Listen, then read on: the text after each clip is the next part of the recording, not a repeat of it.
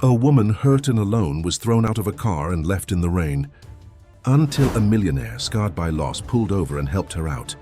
If this story got you hooked, don't forget to subscribe to our channel and tell us which city you're watching from. The cold San Francisco dawn descended over the skyscrapers, carrying with it the weight of secrets that the city kept in its concrete bowels. The rain began slowly, like a hesitant whisper, but soon gained strength, transforming into furious tears that washed the streets without managing to clean the marks that some men leave on women's souls. Emily Harrison walked along Market Street without destination, her faltering steps echoing on the wet asphalt like a silent lament. The navy blue silk dress, which hours earlier had made her feel powerful next to Congressman Thomas Marshall, now stuck to her skin like a second layer of humiliation. Water ran down her face, mixing with the tears she refused to shed. No more. Not for him. At 29, Emily carried a lifetime of abandonment on her shoulders, orphaned since the age of 7, when her mother died in circumstances that were never fully explained.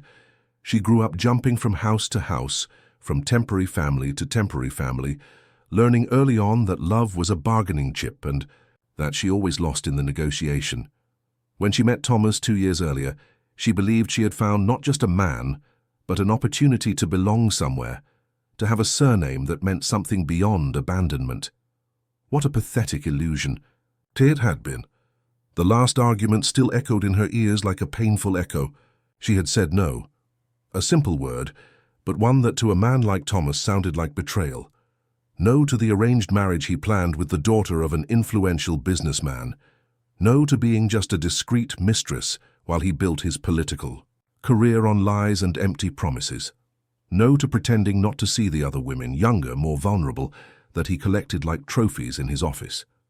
The answer came quick and precise, a slap that echoed through the luxurious penthouse, followed by words that cut deeper than any blade.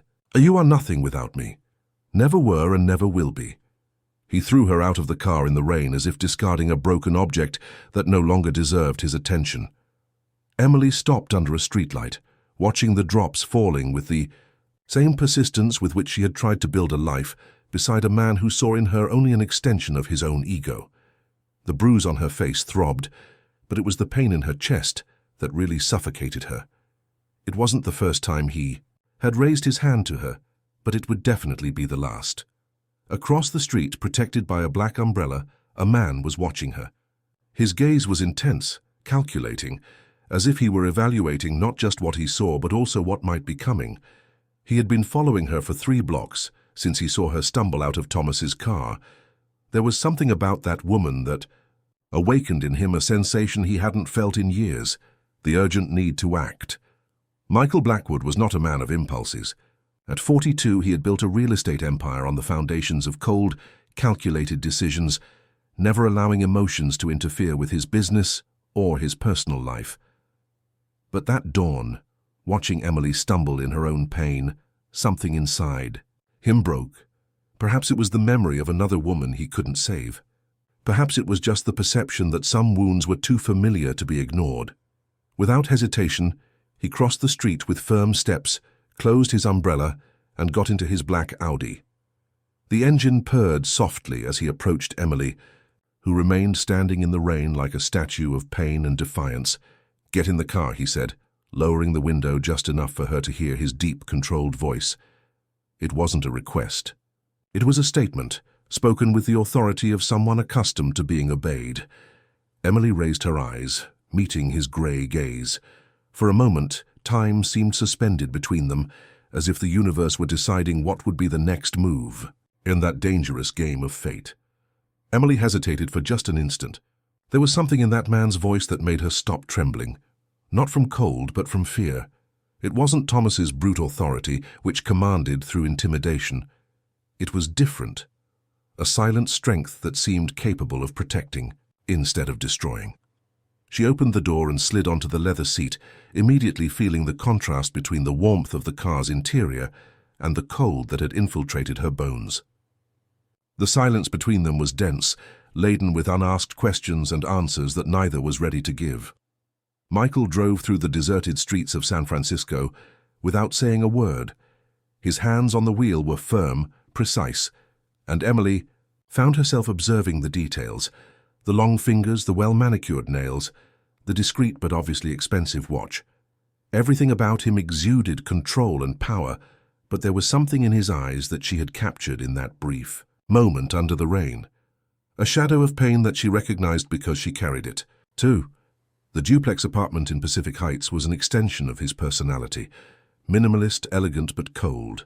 White walls, furniture with straight lines, abstract works of art that seemed more like investments than personal choices. Emily followed him through the spacious living room, her steps leaving wet tracks on the light wooden floor. "Hot shower," he said, pointing to a corridor. "I left clothes on the bed. When you're ready, there's tea in the kitchen." She nodded, still unable to find words.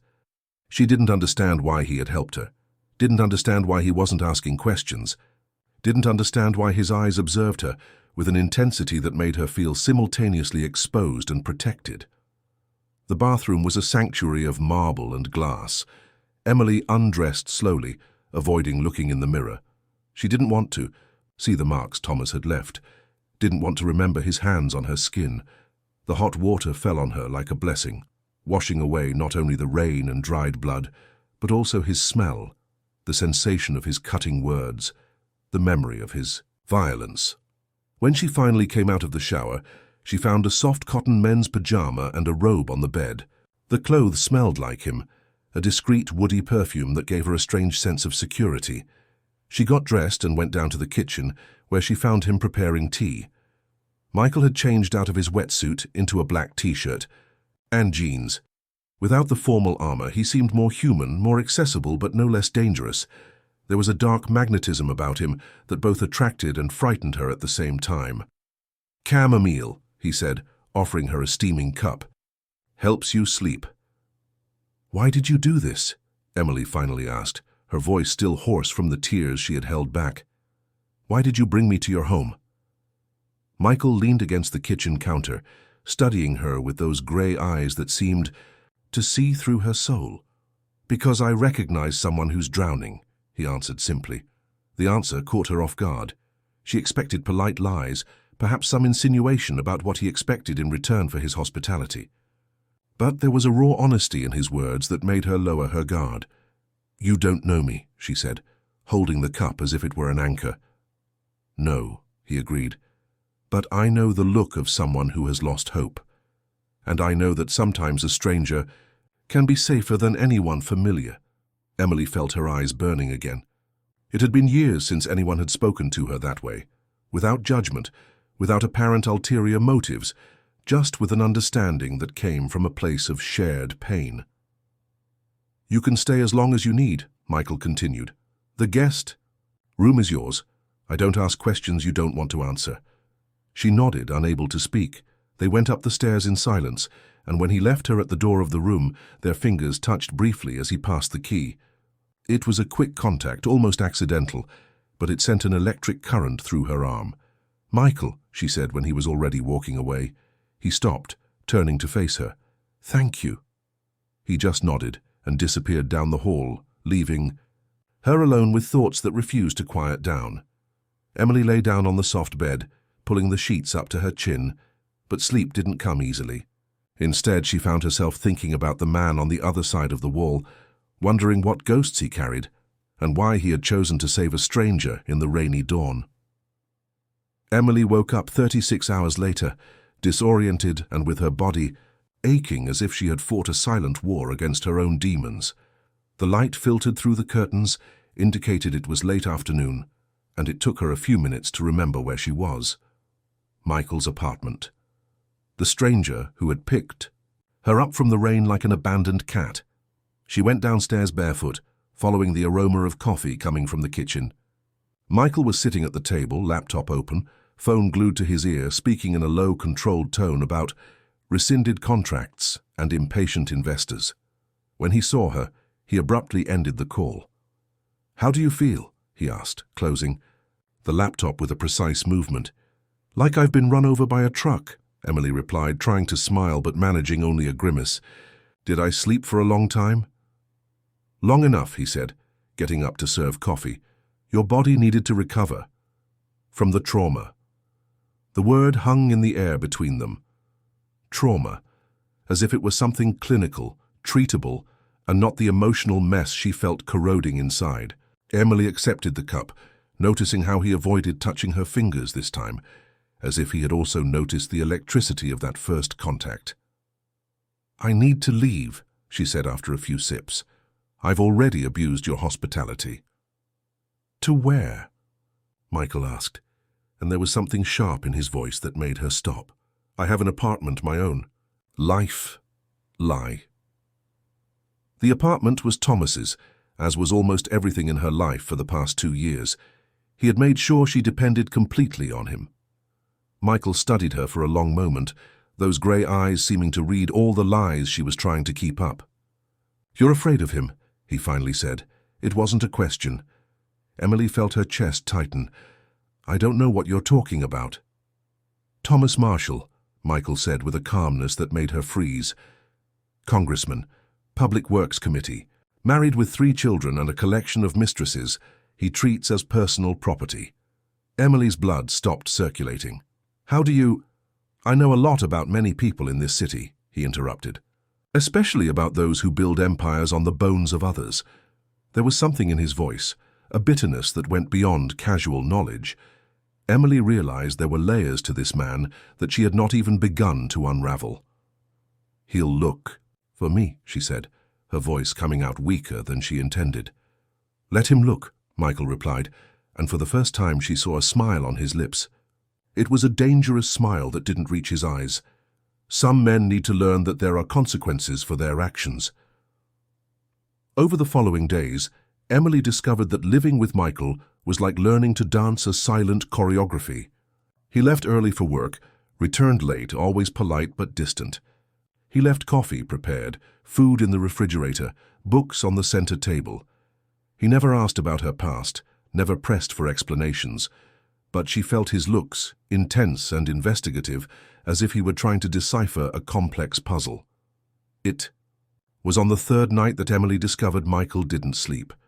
She was in the kitchen at 2 in the morning, drinking water, when she saw him on the balcony, just a silhouette against the city lights. She approached slowly, observing how he held a glass of whiskey with hands that trembled almost imperceptibly. "Do you have nightmares too?" she asked, leaning against the glass door. He didn't turn around, but his shoulders tensed. "Everyone has them." "What are yours about?"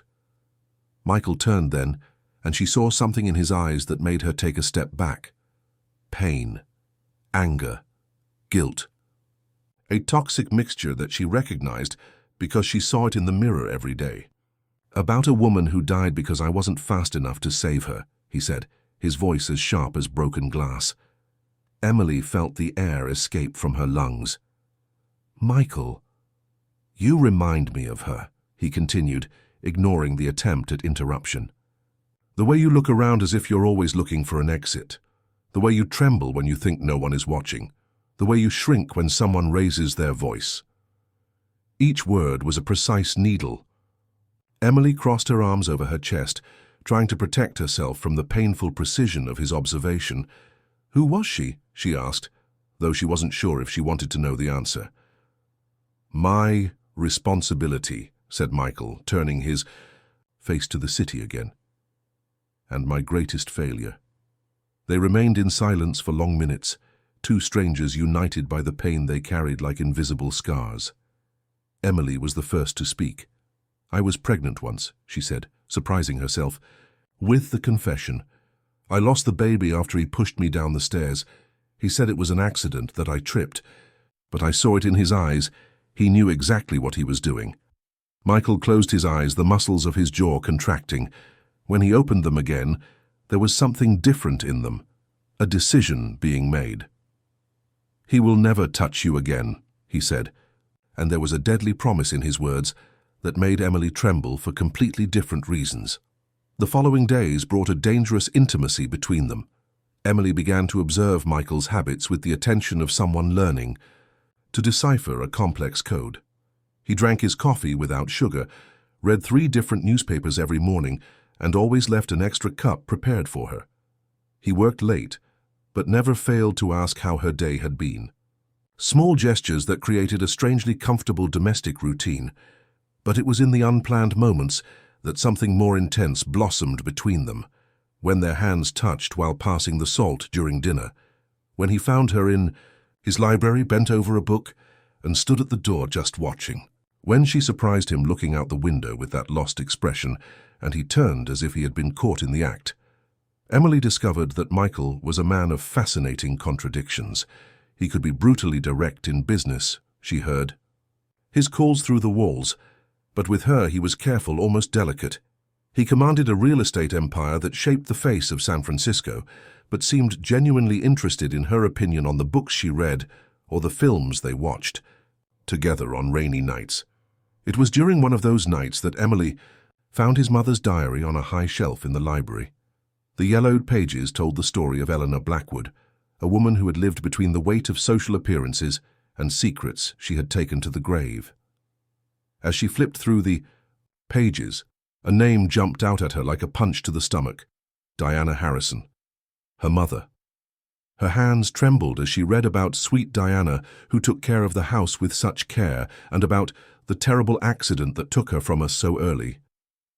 But between the lines, Eleanor left clues that there was more to the story. References to conversations she shouldn't have heard, and secrets that could destroy entire families. "Found something interesting?" asked Michael behind her, and Emily almost dropped the diary. She turned, holding the book against her chest, as if it were a shield. "Your mother, she knew mine." Michael's eyes narrowed. "How?" "Diana Harrison, my mother. She worked for your family." Emily opened the diary to a specific page.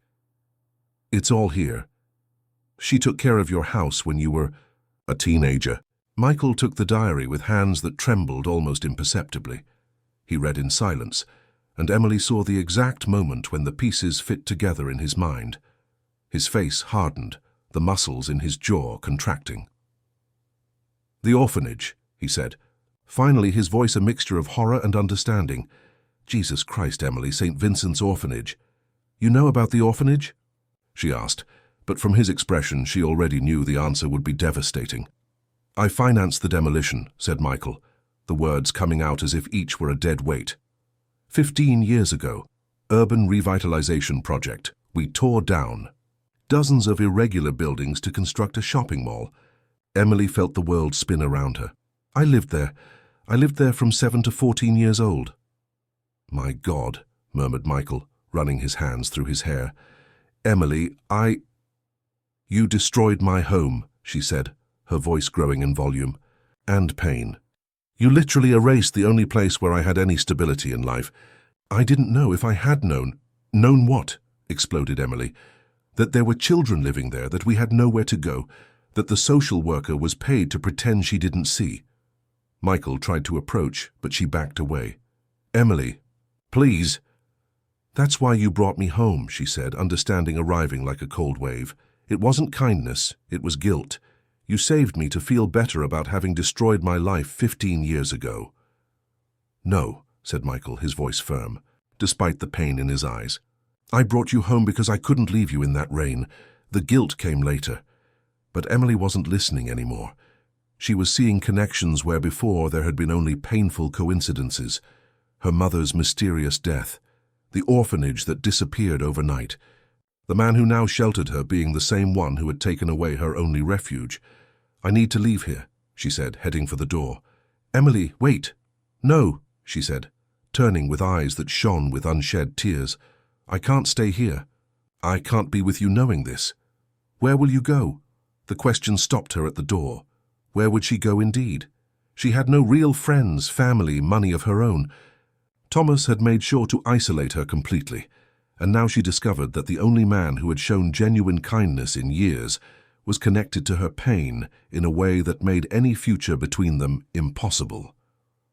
"I don't know," she admitted, her voice breaking. "But I can't stay." Michael took a step toward her, and Emily saw in his eyes the same desperation she felt. "Please, give me a chance to explain, to try to fix this." "Some things can't be fixed, Michael," she said, and left the apartment in the second reign of her life, this time carrying not only the pain of the present, but also the crushing weight of a past that refused to stay buried. On the wet sidewalk, Emily realized she had exchanged one prison for another, but at least this time she had chosen to leave. Emily found temporary shelter at Mary's house, a support center for women in vulnerable situations in the Mission District. Sister Claire, a 60-year-old nun with penetrating eyes and hands, calloused from helping those in need, received her without questions. It was the kind of place where painful stories were currency, and each woman respected the silence of the others. For 3 weeks, Emily tried to rebuild the pieces of her identity. She helped in the kitchen, organized donations, listened to stories from women who had gone through situations similar to hers. But at night, alone in the simple room she shared with 2 other women, she couldn't stop thinking about Michael. The way he held his coffee cup in the morning, the way his eyes softened when he looked at her, the feeling of safety she had felt by his side before discovering the truth. Michael, for his part, had not given up looking for her. Emily knew this because Sister Claire had mentioned an elegant man who had been asking questions and leaving money for the institution. He didn't try to force a meeting, but his presence was felt through indirect gestures, Mary's house bills that were mysteriously paid, anonymous donations that arrived every week, the private doctor who appeared offering free consultations. It was during one of these medical consultations that Emily discovered something that would change everything again. Dr. Rachel, a gentle gynecologist hired by Michael, requested routine tests, and 3 days later called with news that made Emily's world stop. "You're pregnant, Emily. About 6 weeks." The phone almost slipped from her hands. 6 weeks. That meant it had happened on that last horrible night with Thomas, when he had used violence to take what she refused to give. The cruel irony of the situation hit her like a punch. She was carrying the child of the man who had destroyed her. Sister Claire found Emily crying in the small garden of the house, bent over herself as if trying to protect herself from the entire world. She sat down beside her without saying anything, offering only the silent presence that sometimes is worth more than any word. "I'm pregnant," Emily finally said, the words coming out like a painful confession. "By the man who hurt." "You?" asked the nun, and Emily nodded. "I don't know what to do. How can I raise a child when I don't even know if I'll be able to take care of myself?" Sister Claire took her hand, with calloused but gentle fingers.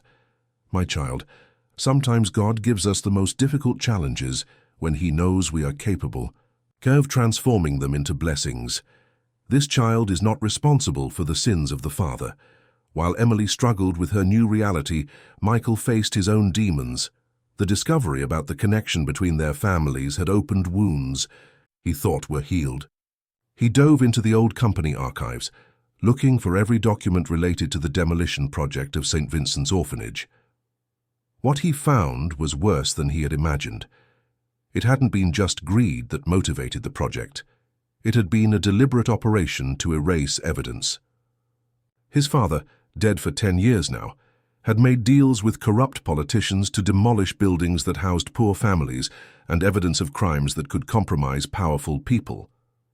St. Vincent's orphanage wasn't just an irregular building.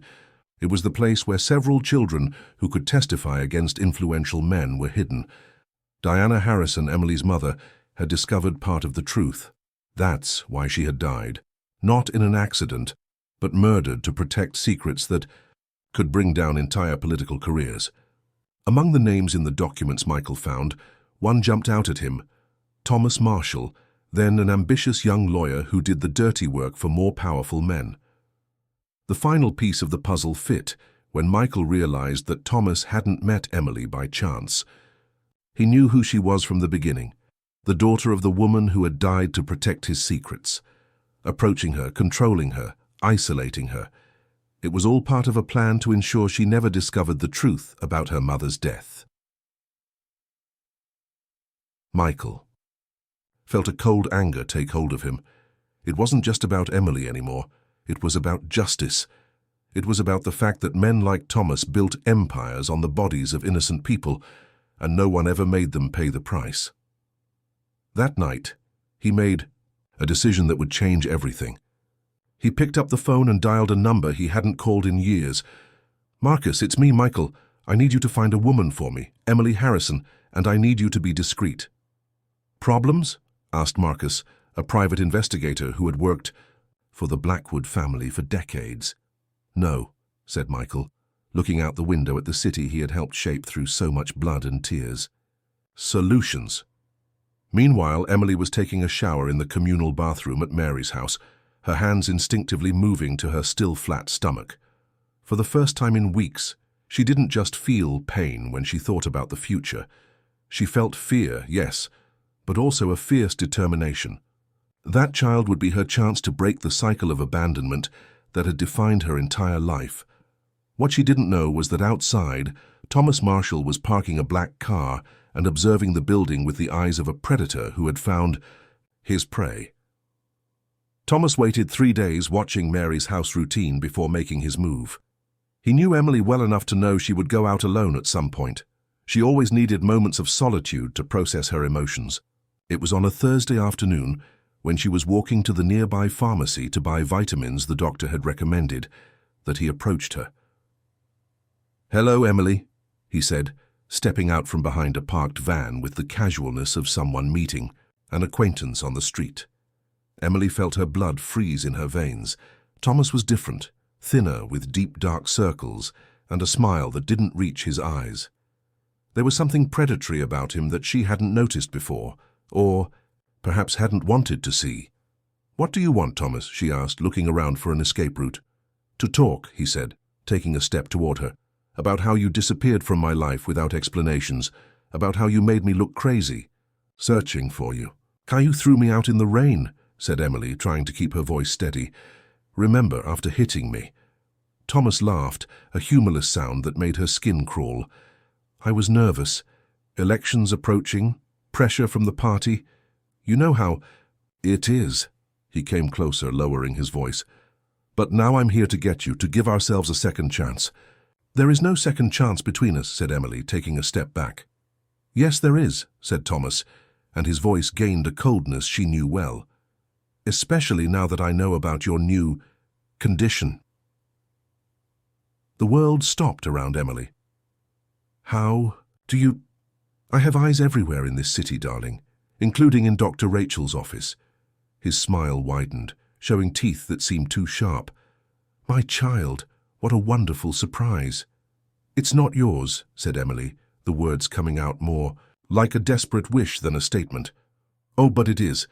And we're going to raise it together, like a happy family." Thomas extended his hand to her. "Let's go home, Emily. Stop playing independent." "I'm not going anywhere with you." Thomas's expression changed instantly, the mask of gentleness completely disappearing. That wasn't a request. He grabbed her arm with enough force to leave marks. "You're coming with me now, or I'll make sure Mary's house loses all the donations it's been receiving lately. And don't think I don't know where they come from." Emily felt her heart accelerate. "You wouldn't do that. You know me well enough to know that I would, and much more." He leaned in to whisper in her ear. "Including ensuring that your friend Michael Blackwood faces a federal investigation for money laundering. I have contacts in the district attorney's office who would love to have a big fish like him." The fear Emily felt transformed into something more dangerous, pure anger. "Leave him out of this, then come with me," said Thomas, releasing her arm but remaining close enough that she felt the threat in every word. Now. While Emily was being forced into Thomas's car, Michael received a call that would change everything. Marcus had found Emily, but the news wasn't good. "She's pregnant, Michael," said the investigator, "and Marshall knows it. My contacts in the police say he made some calls today. He's moving pieces on the board." Michael felt a cold fury take hold of him. "Where is she?" He took her to his penthouse, increased security, 3 men at the entrance, 2 at the private elevator. "And the evidence you collected about her mother's case?" "Solid," said Marcus. "I have documents, recordings, witnesses. Enough material to bury Marshall and half a dozen politicians with him. But if he has Emily, he'll use her as a shield," completed Michael, his mind working quickly. "Smart son of a bitch." In Thomas's penthouse, Emily was locked in the room that had already been her prison before. But this time it was different. This time she had something to protect besides herself. She placed her hands on her stomach, making a silent promise to the life growing inside her. "You will be born free," she whispered. "I promise." Thomas entered the room without knocking, carrying a tray with food. "You need to eat well. After all, you're carrying my heir." "I'm not your pet," said Emily without looking at him. "No," agreed Thomas, sitting on the edge of the bed. "You're much more valuable than that. You're the mother of my child, and the guarantee that certain people won't meddle in matters that don't concern them." Emily finally faced him. "What are you talking about? Your little friend Michael has been asking inconvenient questions about the past, about your mother, about projects that should have remained buried." Thomas ran a finger along her cheek, ignoring how she recoiled. "But now that you're here, I'm sure he'll be more cooperative." Understanding hit Emily like lightning. "You killed my mother." "I didn't kill anyone," said Thomas, but his eyes gleamed with cruel satisfaction. "I just ensured certain truths remained buried, as I will again if necessary." Emily felt nausea, but it wasn't from the pregnancy. It was the realization that she had been a piece in a much larger game from the beginning. Her mother, her life, she in the orphanage, her relationship with Thomas, everything had been orchestrated to keep her under control and away from the truth. "But don't worry," continued Thomas, standing up. "Now that we're going to be a family, I can be generous. Your Michael can keep his little company running as long as he stops meddling where he shouldn't." When he left, locking the door behind him, Emily allowed herself to cry for the first time in weeks. But they were tears of anger, not despair. Because for the first time in her life, she completely understood what she was fighting against. And she was ready for war. Michael hadn't slept for 3 days. His penthouse had been transformed into an operations center, with Marcus coordinating a network of contacts that included everyone from private investigators to investigative journalists willing to bring down corrupt politicians. But each hour that passed was another hour Emily remained in Thomas's hands, and it was consuming him from within. "We have to be smart," said Marcus for the 10th time that morning. "If we go in the wrong way, he could hurt her, or worse." "I know," replied Michael, but his hands trembled imperceptibly as he held another cup of coffee he couldn't drink. "But she's pregnant, Marcus. Each day that passes is another day to collect solid evidence," interrupted the investigator. "We already have enough material to arrest him, but we need to ensure there are no legal loopholes. Men like Marshall have armies of lawyers." Michael stood up abruptly, walking to the window that overlooked the city. "It's not about legal justice. It's about getting her out of there before he does something irreversible." "Like what?" "Like forcing her to marry him," said Michael, turning with eyes that shone with a dangerous determination. "Like making her disappear completely this time." In Thomas's penthouse, Emily had discovered that pregnancy brought with it a mental clarity she had never experienced before. Perhaps it was the hormones, or perhaps it was simply the realization that she was no longer fighting just for herself, but each thought seemed sharper, each emotion more intense. She had begun to mentally map the routine of the guards, Thomas's schedules, the moments when she was alone. She had no illusions about being able to physically escape. The penthouse was a fortress, but there were other ways to fight. "You're quieter today," observed Thomas during the forced dinner they shared every night. "Accepting our situation." "Thinking about the future," replied Emily, cutting the fish on her plate with precise movements.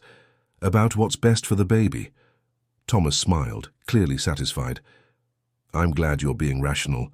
Our child will have everything you never had. Family, stability, a respected name." "How did the Marshall name become respected?" asked Emily casually. "Must be an interesting story." For a moment, Thomas seemed surprised by the question. Then, he laughed. "Curiosity about the father's family, that's progress." "I'm a bored pregnant woman," said Emily with a half-smile. "I need to think about something." Thomas leaned back in his chair, clearly enjoying being the center of attention. "My grandfather was a farmer in the countryside, lost everything. In a drought in the 60s. My father came to San Francisco with nothing, worked as a bricklayer until he managed to save enough money to study law at night. And you? Asked Emily, feigning genuine interest. How did you go from a bricklayer's son to a congressman? Working with the right people, said Thomas, and there was pride in his voice. Doing the necessary favors, keeping secrets that others wanted buried. Emily felt her stomach turn but continued smiling. Must have been difficult, making morally complex choices. Morality is a luxury for those born rich, said Thomas, serving himself more wine. For those who come from below, there are only opportunities and the price you're willing to pay for them.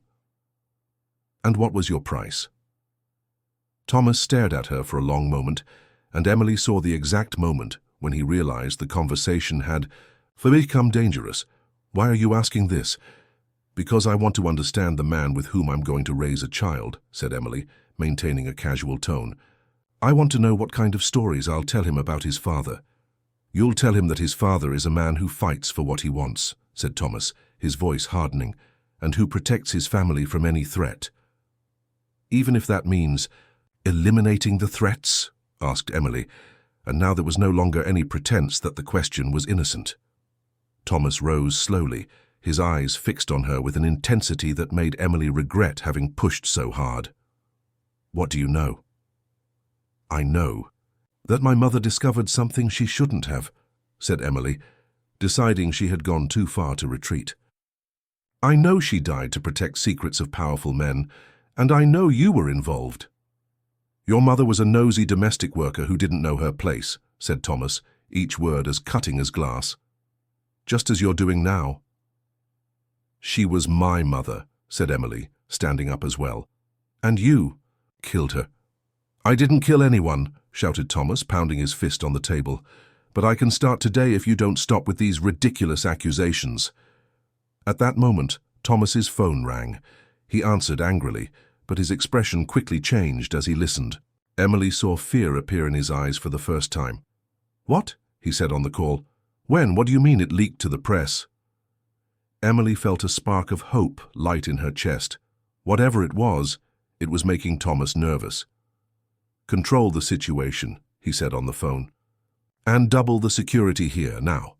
When he hung up, he looked at Emily with a mixture of anger and what could be desperation. Your little friend Michael is busier than I imagined. What did he do? Asked Emily, trying not to show the relief she felt. Documents, evidence, 20 years of dirt thrown on the desk of 3 different journalists at the same time. Thomas ran his hands through his hair. But it doesn't matter. I still have you, and as long as I have you, he won't let anything be published. Emily smiled then, a smile that made Thomas take a step back. You don't understand, do you? Michael isn't like you. He doesn't sacrifice innocent people to protect himself. So he'll sacrifice you to bring justice? Asked Thomas, regaining his composure. Let's see what he's capable of when he has to choose between vengeance and your life. Michael's answer came in the form of a direct call to Thomas on a Tuesday morning that promised to be decisive. Emily was having coffee when she heard the phone ring and saw Thomas's expression change as he answered. Blackwood, he said, and there was a tension in his voice that Emily hadn't heard in days. I was expecting your call. Emily approached discreetly, pretending to arrange the flowers on the dining room table, trying to capture fragments of the conversation. Don't be ridiculous, Thomas was saying. You don't have the courage to publish anything knowing she's with me. A pause. What do you mean you've already published? Thomas's face visibly paled. Emily felt her heart accelerate. Michael had really done it. He had chosen justice over her safety. So you've made a very serious mistake, Blackwood, said Thomas, his voice now laden with a deadly coldness. Very serious. Emily couldn't hear Michael's response, but she saw Thomas smile, a smile that didn't reach his eyes and that she knew too well. Then come get her, Thomas finally said. Tonight, alone, and maybe we can reach an agreement. He hung up and turned to Emily, who tried to pretend she hadn't been listening. Change of plans, darling, he said. It seems your shining knight has decided to be brave. What are you going to do? Asked Emily, trying to keep her voice steady. Whatever is necessary to protect my family, replied Thomas. Our family. That afternoon passed like a movie in slow motion. Emily saw Thomas making calls, coordinating something that she knew would end in violence. The security was doubled, weapons were checked, and an atmosphere of war hung over the penthouse. At night, while Thomas prepared for what he clearly saw as a final battle, Emily made the riskiest decision of her life. If Michael was coming to save her, she wouldn't let him face a trap unprepared. Using a trick she had learned as a child in the orphanage, how to dismantle the bathroom lock from the inside, Emily managed to get out of the room where Thomas had locked her for her own safety. The guards were concentrated at the main entrance and the stairs, expecting Michael to come up. No one expected her to go down. Emily knew the building better than Thomas imagined. During their 2 years of relationship, she had explored every corner, including the service staircase that the employees used and that had direct access to the underground parking garage. That's where she escaped, barefoot and wearing only a nightgown, her heart beating so hard that she was sure it would wake up the entire building. In the parking garage, hidden behind a concrete column, she saw Michael arriving. Alone, as Thomas had demanded, but not unarmed. There was something in his movements that made her realize he wasn't coming just to negotiate. He was coming to end this once and for all. "Michael," she whispered, stepping out of the shadows. He turned instantly, and Emily saw pure relief take over his face. "Emily, my God, are you okay?" "It's a trap," she said quickly. "He has 6 men waiting for you up there. Guns, Michael. He doesn't want to negotiate. He wants to kill you." Michael approached, placing his hands on her face, as if he needed to make sure she was real. "And you? Did he hurt you?" "No," said Emily, "but he will hurt if we don't get out of here now." "I can't leave," said Michael, his voice laden with a determination that frightened her.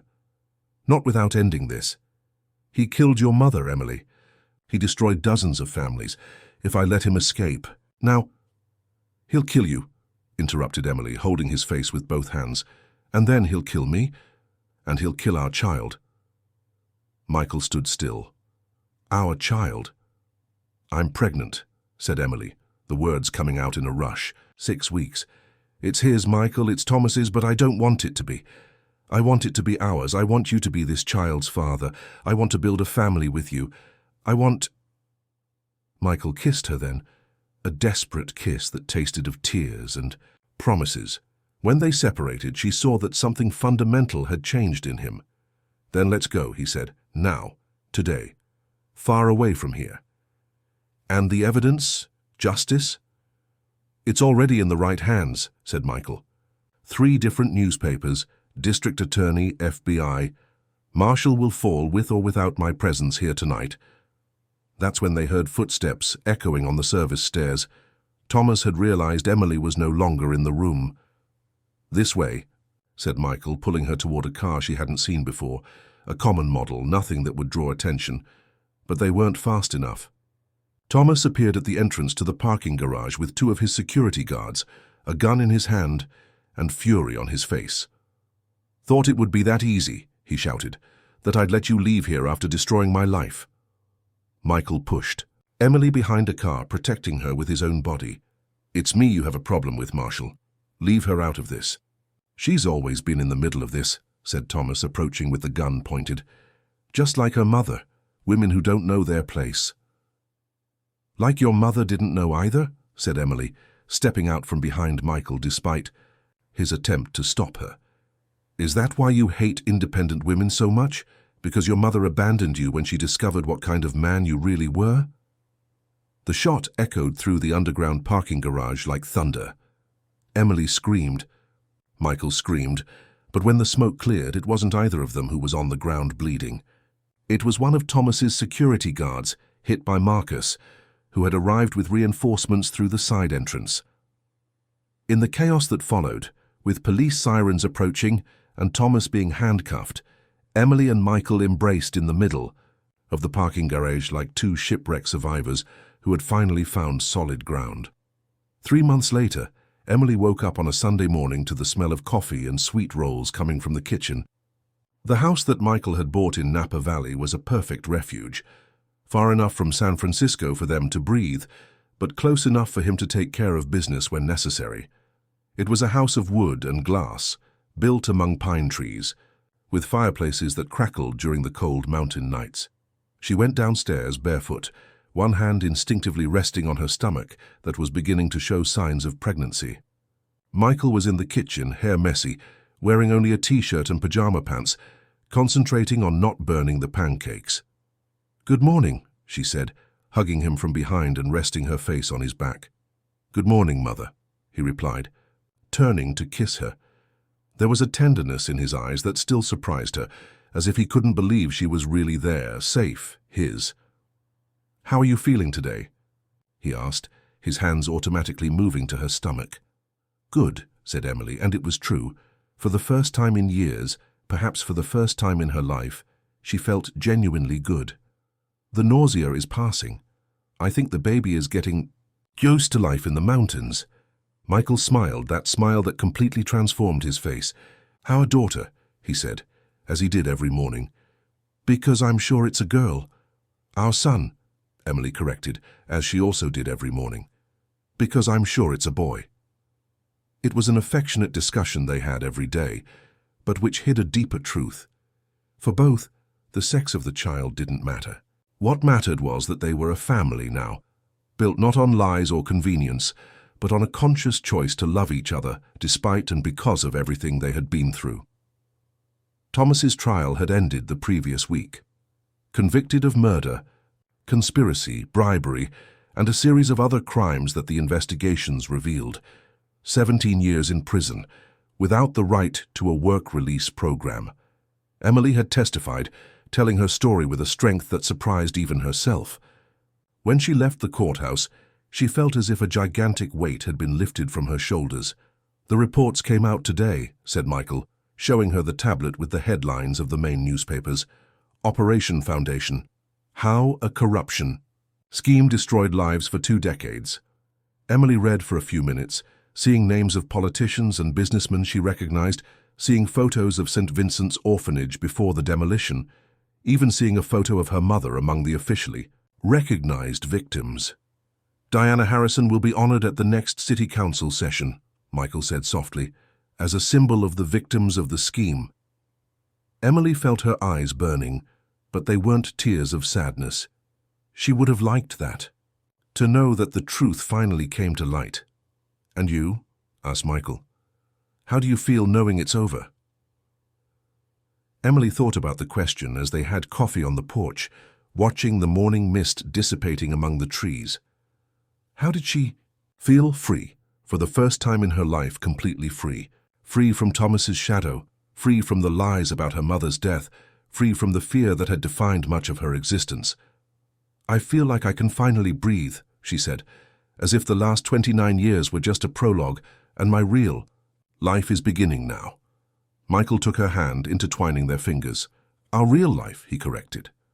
"Our real life," repeated Emily, smiling. They had decided not to get married immediately. Not because they didn't love each other, but because both knew they needed to build their relationship on solid foundations, without the pressure of external expectations or the urgency created by the situation that had united them. They wanted to be sure they were choosing each other out of love, not circumstance. "I have a proposal for you," said Michael after a few minutes of comfortable silence. "What kind of proposal?" asked Emily, suspicious of the gleam in his eyes. "The foundation," he said. "The Diana Harrison Foundation we're creating. I want you to be more than just the inspiration. I want you to be the director." Emily stared at him, surprised. "Michael, I don't have experience with—" "You have the most important experience," he interrupted. "You lived what the children we're going to help are living. You know what works and what doesn't work. You know what they need to hear, how they need to be treated." The proposal both frightened and moved her, to be responsible for helping children who had gone through what she had, to give them the opportunities she never had. "Can I think about it?" she asked. "Of course," said Michael, "but I already know what your answer will be." "Oh, do you? And what is it?" "Yes," he said, kissing her forehead, "because you've never been able to resist helping those in need. It's one of the things I love most about you. Emily nestled against him, feeling the truth of those words. Even in her darkest moments, even when she was lost and hurt, there was always a part of her that wanted to care for others, to protect the most vulnerable. "There's one condition," she finally said. "What?" "We build the foundation headquarters at the exact location where St. Vincent's orphanage was, where it all began." Michael smiled, a smile that promised they would move mountains if necessary. Consider it done. That afternoon, as they walked along the trail that circled the property, Emily felt the baby move for the first time. She stopped abruptly, bringing her hand to her stomach with wide eyes. "What is it?" asked Michael, immediately alert. "He moved," said Emily, laughing and crying at the same time. "Our baby moved." Michael placed his hand over hers, waiting patiently until he felt it too. When it happened, his face lit up like a child's on Christmas morning. "Hi, little one," he said to Emily's stomach. "It's me, your father. I'm here and I'll be here forever." Emily watched the man who had become everything to her talking to the child she was carrying, and knew with absolute certainty that they had found their way home. 2 years later, Emily was on the porch of the new headquarters of the Diana Harrison Foundation, watching the children play in the courtyard that had been built exactly where the old St. Vincent's orphanage had stood. The building was modern, full of light and colors, with classrooms, a library, a cafeteria, and dormitories that looked more like family home bedrooms than an institution. Jack, her 1.5-year-old son, slept in her arms after an entire afternoon chasing after the older children.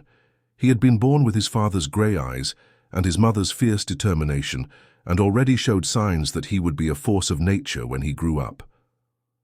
"Mom," shouted one of the girls from the courtyard, running toward her. "Miss Amy said you're going to tell a story today." "Yes, I am, Julia," replied Emily, smiling at the 8-year-old girl who had arrived at the foundation 3 months earlier after her parents died in a car accident. "What story do you want to hear?" "The one about the princess who saved the—" "Prince?" Several children shouted at once. Emily laughed. It was always the same story they asked for, an adapted version of how she and Michael had met, obviously without the darker details, transformed into a fable about courage, love, and second chances. "All right," she said, carefully standing up to avoid waking Jack. "But first let's wait for Daddy to arrive." As if he had been summoned, Michael appeared in the courtyard at that moment, still wearing a suit but with his tie loosened and sleeves rolled up. The children ran to him as they always did, knowing he always brought some surprise in his pockets. "Sorry I'm late," he said, distributing candies and small toys. "Difficult meeting at the office." "Everything okay?" asked Emily, when he approached to kiss her and tickle Jack, who woke up laughing. "Great," said Michael. "We closed the partnership with the city. We'll be able to expand the program to 3 more neighborhoods." Emily smiled. The Diana Harrison Foundation had become a national model for caring for children in vulnerable situations. It wasn't just a place to sleep and eat, but a true home where each child received individual attention, quality education, and most importantly, unconditional love. "Dad, Mike," shouted one of the boys, "tell the story with us." "Which story?" asked Michael, pretending not to know. "The one about the princess and the prince," all the children answered in chorus. Michael looked at Emily with that smile that still made her heart race even after all these years. "Ah, that story, it's my favorite." They sat in the circle with the children, Jack in Michael's lap, and Emily began as she always began. "Once upon a time, there was a princess who didn't know she was. A princess because she had lost her crown very early. As she told the story, Emily observed the faces of the children around her. Each carried their own wounds, their own fears, their own dreams. But they all had one thing in common: hope. The same hope she had found on that rainy night when Michael stopped the car and offered a chance to start over. "And then the prince said to the princess," continued Michael when it was his turn in the narrative, "it doesn't matter what happened before. What matters is what we're going to build together from now on." "And did they live happily ever after?" asked Julia with sparkling eyes.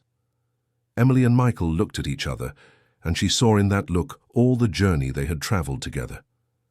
the nightmare nights that had turned into hopeful mornings, the scars they had learned to love in each other, the family they had built not only with Jack, but with every child who passed through the foundation.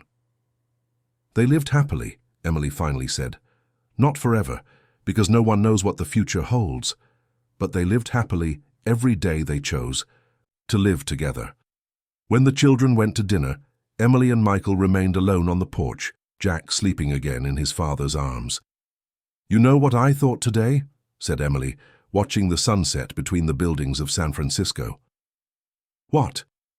"That my mother would be proud," she said, her voice laden with emotion. "Of all this, of what we've built here." Michael took her free hand. "She is proud. I'm sure of it." "How can you be sure?" "Because you are living proof that her love was not in vain," said Michael. "Each child who passes through here, each life we change, is the continuation of the love she planted in you."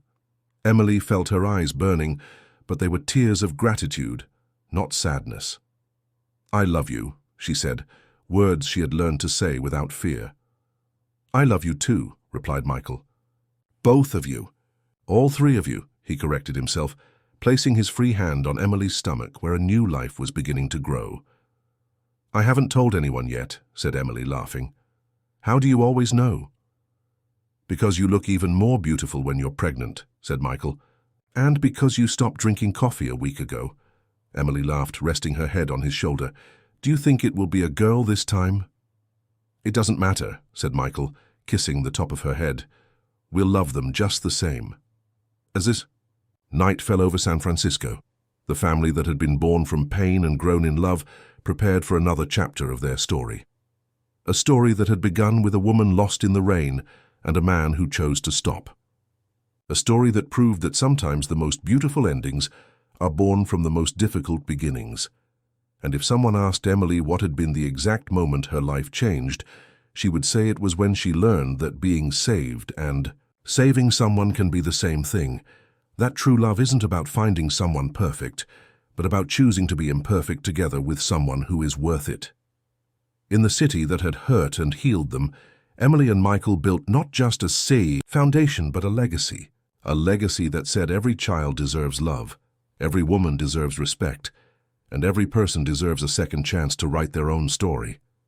And every night, when she put Jack to bed, Emily whispered in his ear the same words her mother had whispered to her so many years before.